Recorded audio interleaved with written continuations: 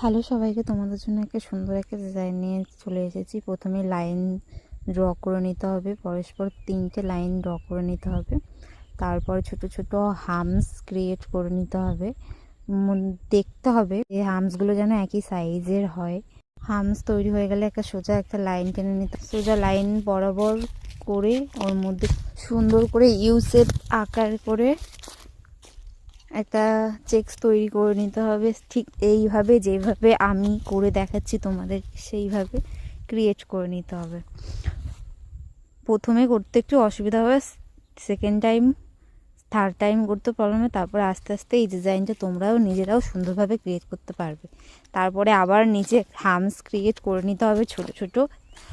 দেন লাইনগুলো যেগুলো আমরা ক্রিয়েট করে রেখেছিলাম সেগুলো ভরাট করে নিতে হবে। এই যে একটা হামসের ডিজাইন।